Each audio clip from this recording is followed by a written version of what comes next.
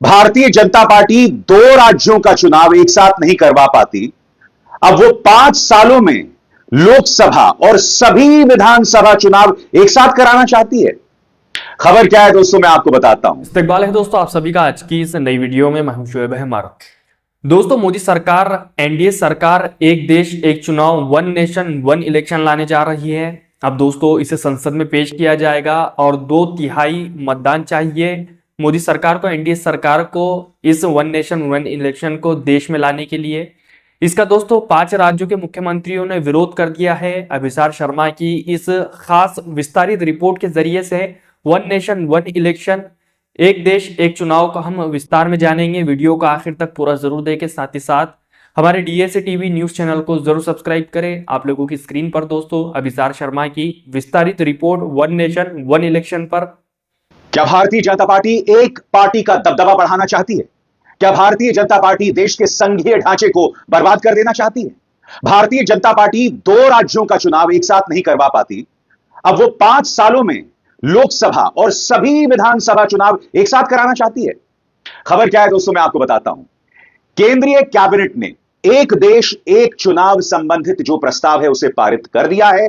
अब एक देश एक चुनाव का ये जो प्रस्ताव है संसद के सामने आएगा, जहां भारतीय जनता पार्टी को चाहिए 2/3 बहुमत इसे पारित करने के लिए।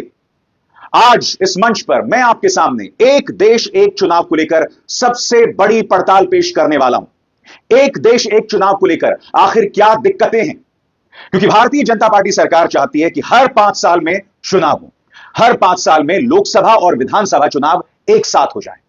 आज मैं आपको बतलाने वाला हूं कि इसमें क्या व्यावहारिक दिक्कतें हैं, क्योंकि 5 मुख्यमंत्रियों ने इसके खिलाफ बगावत का झंडा बुलंद कर दिया है। आपके स्क्रीन पर पश्चिम बंगाल की मुख्यमंत्री ममता बनर्जी, झारखंड के मुख्यमंत्री हेमंत सोरेन, पंजाब के मुख्यमंत्री भगवंत मान, इसके अलावा तमिलनाडु के मुख्यमंत्री एम के स्टालिन और कर्नाटक के मुख्यमंत्री सिद्धरमैया सब इसका विरोध कर रहे हैं। इसके अलावा अरविंद केजरीवाल, असदुद्दीन ओवैसी और बीआरएस के नेता भी इसका कड़ा विरोध कर रहे हैं। सवाल ये दोस्तों, ये वो सरकार है जो महाराष्ट्र, झारखंड और हरियाणा के चुनाव एक साथ नहीं करवा पाती। क्या यह सरकार 5 सालों में सभी विधानसभाओं का एक साथ चुनाव करवा पाएगी? मैं आपको बतलाने वाला हूं कि जिन 5 मुख्यमंत्रियों ने इसका विरोध किया है, बगावत की है, उनका क्या कहना है। मगर सबसे पहले मैं आपको बतला रहा हूं दोस्तों कि इसको लेकर क्या दिक्कतें पेश आने वाली हैं, एक एक करके आपकी स्क्रीन पर। सबसे पहला मुद्दा, यह देश के संघीय ढांचे पर करारा प्रहार है, देश के फेडरल स्ट्रक्चर पर एक करारा प्रहार है। हम ये नहीं भूल सकते दोस्तों कि हर राज्य की अपनी अपनी जरूरतें होती हैं, हर राज्य को अलग अलग पैसा आवंटित होता है, हर राज्य की अलग अलग संवेदनाएं होती हैं।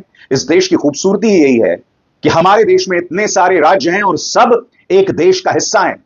मगर यह सरकार, भारतीय जनता पार्टी सरकार, तमाम राज्यों को एक छतरी के अंदर लाना चाहती है और यही वजह है कि तमाम मुख्यमंत्री इसका विरोध कर रहे हैं। मुद्दा नंबर 2, एक साथ चुनाव कराने में भारी मात्रा में संसाधनों की जरूरत पड़ेगी, जिसका इंतजाम करना चुनाव आयोग के लिए बहुत बड़ी चुनौती, यही कहा जाए नामुमकिन है। दोस्तों याद कीजिएगा, जब लोकसभा के चुनाव कई चरणों में होते हैं तब क्या होता है, आपको पैरामिलिट्री फोर्सेस यहां से वहां भगाने पड़ते हैं। अब सोचिए अगर एक साथ ये चुनाव कराए जाएं, यानी कि सभी राज्यों के चुनाव एक साथ और साथ में लोकसभा चुनाव भी एक साथ, तो आप समझ सकते हैं कितनी बड़ी तादाद में रिसोर्सेस की जरूरत पड़ेगी। चुनाव आयोग, जो कि भारतीय जनता पार्टी के सामने पहले ही नतमस्तक है, क्या वो इतना काबिल है कि वो ऐसा कर पाएगी? इसीलिए यह सवाल उठ रहा है। तीसरा मुद्दा, और यह बहुत जरूरी हो जाता है दोस्तों, जब चुनाव छितरे पड़े होते हैं, छितरे पड़े मतलब 5 सालों में अगर चुनाव बिखरे पड़े होते हैं, यानी हर 1 साल में विधानसभा चुनाव होते हैं, तब सरकार पर अंकुश होता है। सरकार मनमानी नहीं कर सकती, खासतौर से अगर सरकार का चरित्र भारतीय जनता पार्टी जैसा हो। मैं आपको एक छोटी सी मिसाल देना चाहता हूं, किसानों का आंदोलन। उत्तर प्रदेश के चुनाव होने वाले थे, 3 कृषि कानून सरकार को वापस लेना पड़ा किसानों के दबाव के चलते। मगर अगर सरकार के पास कोई दबाव नहीं होगा, सरकार पर कोई प्रेशर नहीं होगा, तो सरकार अहंकारी हो जाएगी। भारतीय जनता पार्टी के सिर पर तो वैसे ही अहंकार सिर चढ़कर बोलता है, तो आप कल्पना कीजिए अगर इन पर कोई अंकुश नहीं होगा तब क्या होने वाला है। और सबसे बड़ी बात, एक पार्टी का प्रभुत्व, उसका खतरा बढ़ जाता है। आप जानते हैं, जब मैं एक पार्टी की बात कर रहा हूं तो मैं सिर्फ एक पार्टी की बात नहीं कर रहा हूं, मैं एक चेहरे की भी बात कर रहा हूं। क्योंकि भारतीय जनता पार्टी आज की तारीख में सिर्फ एक व्यक्ति है, प्रधानमंत्री नरेंद्र मोदी। जी हां, उनका वचन ही उनका शासन है। तो आप सोचिए, अगर 5 सालों में तमाम चुनाव एक साथ होंगे, तब एक ही पार्टी के हिसाब से चीजें चलती रहेंगी। और पांचवा, और ये बहुत ही व्यावहारिक है, होता क्या है दोस्तों, कई बार कई सरकारें अपना कार्यकाल पूरा नहीं कर पाती हैं, और आपने देखा कि कई राज्यों में भारतीय जनता पार्टी सरकारों को गिरा भी देती है, चाहे मध्य प्रदेश हो, चाहे महाराष्ट्र हो, कई ऐसे राज्य हैं। तो उन राज्यों में क्या होगा? क्योंकि होने क्या वाला है, आप चुनाव करवाएंगे नहीं, आप 5 सालों का इंतजार करेंगे। अगर 2 साल बाद कोई सरकार गिर गई तो अगले 3 साल क्या होगा? अगले 3 साल राष्ट्रपति शासन लागू कर दिया जाएगा, यानी कि अगले 3 साल भाजपा जो है वो अपनी मनमानी करेगी, या जो भी सरकार सत्ता में होगी लोकसभा में, वो अपनी मनमानी करेगी। हकीकत यह दोस्तों कि भारतीय जनता पार्टी को लग रहा है कि वो अगले 50 साल सत्ता में रहेगी, इसीलिए वो एक देश एक चुनाव ला रही है। तो ये वो 5 व्यावहारिक दिक्कतें हैं जिस पर गौर करना बहुत जरूरी हो जाता है। और जैसे मैंने बताया दोस्तों, 5 मुख्यमंत्रियों ने इसका विरोध किया है। सबसे पहले मैं आपको बतलाना चाहता हूं कि इस बारे में क्या कह रही है ममता बनर्जी। ममता बनर्जी का tweet social media handle x पर अंग्रेजी में उन्होंने बयान दिया है। मैं इसका हिंदी में अनुवाद कर रहा हूं, जो जनसत्ता में आया है आपकी स्क्रीन पर।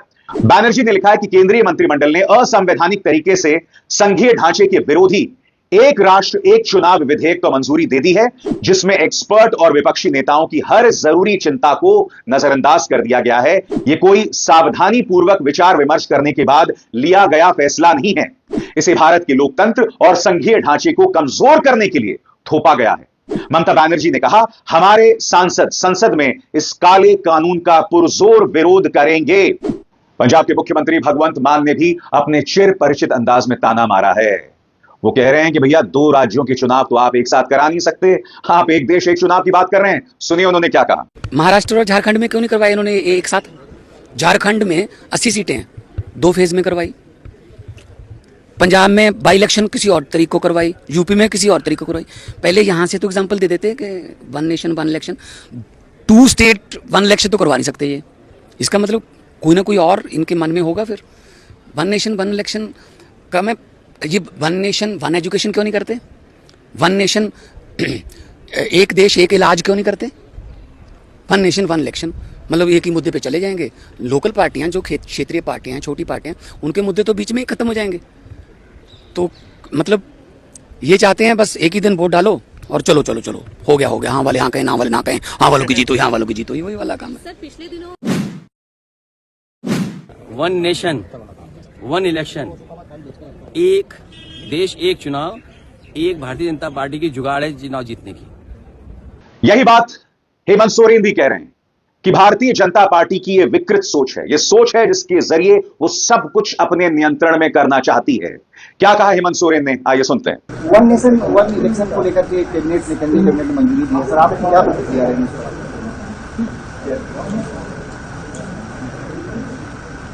बहुमत है, कोई भी निर्णय वो ले सकते हैं, लेकिन इसका क्या असर होगा, क्या इसका प्रतिफल निकलेगा? देश आजाद हुआ था उसमें तो मुझे लगता है सब एक साथ ही इलेक्शन हुआ था। फिर ये सारा उनका एक अपना एजेंडा है, वो अपने एजेंडा पे काम करेंगे, हम लोग अपने एजेंडा पे काम करेंगे। कर्नाटक के मुख्यमंत्री सिद्धरमैया ने भी इसके खिलाफ लंबा चौड़ा बयान दिया है। इस बयान का क्या अनुवाद है मैं आपको बतलाना चाहता हूं। कांग्रेस शासित कर्नाटक के मुख्यमंत्री सिद्धरमैया ने भी एक राष्ट्र एक चुनाव बिल पेश करने की केंद्रीय मंत्रिमंडल के फैसले की आलोचना की है और इस कदम को संसदीय लोकतंत्र और भारत के संघीय ढांचे पर हमला बताया है। उन्होंने एक बयान में कहा कि यह फैसला राज्यों के अधिकारों पर अंकुश लगाने की एक बड़ी साजिश है। उन्होंने कहा, ऐसे समय में जब मौजूदा चुनावी व्यवस्था में सुधारों की सख्त जरूरत है, ऐसे विधेयक से लोकतंत्र की नींव और कमजोर होगी। ऐसे महत्वपूर्ण विधेयक को मंजूरी देने से पहले मोदी सरकार को विपक्षी दलों और राज्य सरकारों से सलाह लेनी चाहिए। बड़ा सवाल यह दोस्तों कि आखिर क्यों यह सलाह नहीं ली गई। अरविंद केजरीवाल, दिल्ली के पूर्व मुख्यमंत्री अरविंद केजरीवाल ने भी इस पर करारा प्रहार किया है। वो कहते हैं, the country needs 1 nation 1 education, 1 nation 1 health care system, not 1 nation 1 election. BJP's misplaced priorities. Arvind Kejriwal यहां कह रहे हैं कि भारतीय जनता पार्टी की जो प्राथमिकताएं हैं वो पूरी तरह से मिसप्लेस्ड हैं, बिखरी हुई हैं। देश को एक देश एक शिक्षा व्यवस्था, एक देश एक हेल्थ केयर यानी स्वास्थ्य व्यवस्था चाहिए, एक देश एक चुनाव नहीं चाहिए। मैं आपको बतलाना चाहता हूं, असदुद्दीन ओवैसी ने भी इस पर करारा प्रहार किया है। ओवैसी का बयान आपकी स्क्रीन पर, वो कहते हैं, हमने पूर्व राष्ट्रपति रामनाथ कोविंद की अध्यक्षता वाली समिति के समक्ष अपनी पार्टी का पक्ष रखा था कि हम एक राष्ट्र एक चुनाव के खिलाफ हैं, क्योंकि यह भारत के संघवाद के खिलाफ है। राज्य स्वतंत्र इकाइयां हैं, आप पैसे कैसे बचाएंगे? हर चुनाव के लिए फंड आवंटित किया जाता है। प्रधानमंत्री कहते हैं कि आचार संहिता विकास कार्यों को प्रभावित करती है, यह झूठ है। एक राष्ट्र एक चुनाव हमारे संविधान के मूल ढांचे के खिलाफ है, संघवाद के खिलाफ है। इससे क्षेत्रीय पार्टियां कमजोर होंगी, क्योंकि विधानसभा के लिए मुद्दे अलग होंगे, लोकसभा के लिए मुद्दे अलग होंगे, स्थानीय निकाय के चुनाव के मुद्दे अलग होंगे। इन सभी चुनावों को एक साथ कराना गलत है, यह हर पहलू से गलत फैसला है। भाजपा नहीं चाहती कि स्थानीय मुद्दे मायने रखें, वो बहाने बना रही है। जैसे मैंने बताया दोस्तों, तमिलनाडु के मुख्यमंत्री एम.के. स्टालिन ने भी इसका विरोध किया है, यानी कि धीरे धीरे गैर भाजपाई विपक्ष जो है इसका विरोध करता हुआ नजर आ रहा है। दोस्तों, आपको समझना पड़ेगा कि भारतीय जनता पार्टी के मंसूबों पर सवाल क्यों किया जा रहा है, क्योंकि यह देश लगातार देख रहा है कि ईवीएम्स पर सवाल उठ रहे हैं, चुनावों के दौरान प्रशासन का जो बर्ताव होता है उस पर सवाल उठते हैं। ऐसे में जब भी भारतीय जनता पार्टी सरकार कोई नया कदम लेकर आती है तो स्वाभाविक सी बात है उसका विरोध होता है। और आज मैं आपको बतलाने वाला हूं कि सरकार के सामने भी क्या व्यावहारिक दिक्कतें हैं, एक एक करके आपके स्क्रीन पर। सरकार के लिए आम सहमति के अभाव में मौजूदा इलेक्शन के सिस्टम को बदलना बेहद मुश्किल और चुनौतीपूर्ण होगा। एक देश एक चुनाव को लागू करने में संविधान में संशोधन के लिए कम से कम 6 विधेयक की जरूरत पड़ेगी दोस्तों। इसके अलावा एनडीए को चाहिए 2/3 बहुमत, और यह संभव नहीं है। आप जानते हैं कि एनडीए के पास बमुश्किल 292 सीटें हैं और लोकसभा के अंदर 543 में से उसे चाहिए कम से कम 364 सांसद। यह कहां से लाएगी? इसीलिए यह सवाल खड़ा हो रहा है।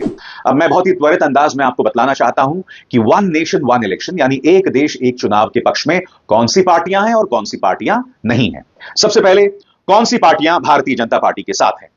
नीतीश कुमार की जनता दल यूनाइटेड, तेलुगु देशम पार्टी यानी कि चंद्रबाबू नायडू, चिराग पासवान की एलजेपी, इसके अलावा असम गण परिषद, मायावती की बीएसपी और शिवसेना का शिंदे।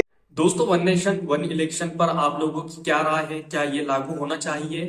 क्या लोकसभा विधानसभा सभी राज्यों के सब एक साथ 5 साल में एक ही बारी में सब चुनाव होने चाहिए? क्या राय रखते हैं आप लोग? नीचे कमेंट बॉक्स है, कमेंट बॉक्स में आकर अपनी राय जरूर बताएं। डीएसी टीवी न्यूज चैनल को जरूर सब्सक्राइब कर लें।